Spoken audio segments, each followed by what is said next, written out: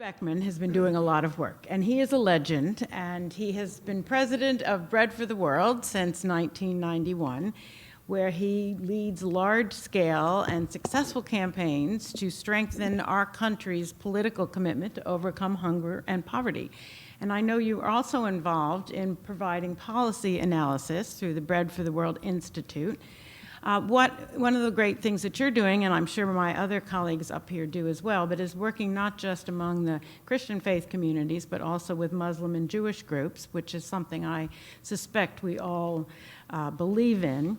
And you too were at the World Bank, and I loved in your article you're quoting the interviews that one of your perhaps colleagues did with the poor, which brings me to something that I think that the senator said and all of us have said, the importance of humanizing the situation, and that first, and on Lent, it is very appropriate, I think, that we get over our arrogance that we have something to give, and this is a matter of charity. It is much more a matter of partnership and learning and receiving from the poor, and I know that you are a believer in that. I also know that you have won awards on that, and you are an ordained Lutheran minister. So there's much more to say about you, David, but I'd rather hear from you, David Beckmann. Well, I'm delighted to speak to this room full of leaders, and also we're being videotaped, so lots of faithful people across the country will be watching us. And that may be the more important audience, so I want to talk to folks who are watching this by video too. I'm just thrilled that Senator Coons is the new chair of the Senate Africa Committee. Bread for the World is a grassroots, faith-based movement. We organize people and congregations to push Congress to do things that are good for hungry and poor people in Africa, around the world, also in our own country.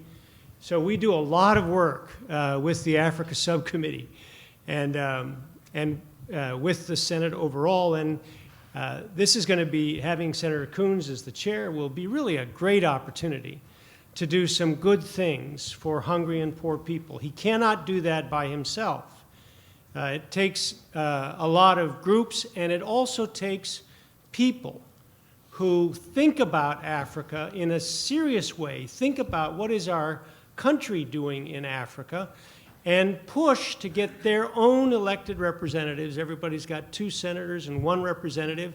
Get them to help do some good things for Africa or for poor people generally. So Bread for the World's big campaign this year is a push to, in this political context, to get bipartisan legislation that will make our foreign aid more effective in reducing poverty. So whatever amount of money we decide to spend, we want to use those dollars well. And there are some common sense reforms that have to do with accountability, transparency, monitoring and evaluation, coordination. But it's hard to get politicians to take time to revamp systems to make the systems work better. And we think it's high time that people of faith on both Republicans and Democrats all across the country, that we say to our members of Congress that we want them to make foreign aid better. Now, Senator Coons is also on the Budget Committee, so he is right at the center of the big debate that has right now blown everything else in Washington out of the water. There is a huge push to reduce deficit spending, and rightly so. We need to address the deficit. But there is also a very massive push to do that, partly by slashing programs that help hungry and poor people. So Senator Coons mentioned H.R. 1, the first bill to pass this new House of Representatives. That bill proposes to cut food aid by half. So to reduce our deficit, we're going to cut the rations of people in refugee camps around the world. It proposes to cut development assistance by 1/3. It proposes to cut Head Start. To reduce our deficit, we need to keep preschoolers out of Head Start. It proposes to cut the WIC program, which provides nutritious food for babies and pregnant women in our country.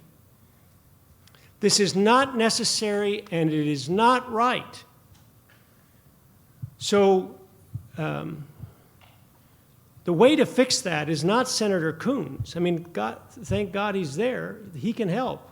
But the way to fix that is us and the people watching this video. There are 40 days in Lent. That's about just about 6 weeks. So you've got 2 senators, 1 representative. You can write to each of those people and then write to each of them again in Lent. Seriously. And follow what's going on and tell them to do what's right for poor and hungry people. We can deal with our economy without taking food away from hungry babies. This is clear, and it is a perfectly appropriate and correct observance of Lent. I think Lent is fundamentally, for Christians, about reflection on the suffering and death of Jesus and what that means in terms of God's love for us, God's love and mercy for us. And so for Christians, we can relax into that mercy and admit that we have some failings that we need to fix, knowing that God is good and merciful and will take care of us. And I think out of this Lent, it is absolutely right that we should draw from that experience of God's goodness real concern, serious concern.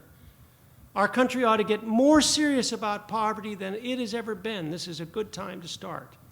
And I'm really glad, Linda, I understand my friend and mentor, Tony Hall, you're going to ask him to speak. And he has got a great idea that everybody ought to hear.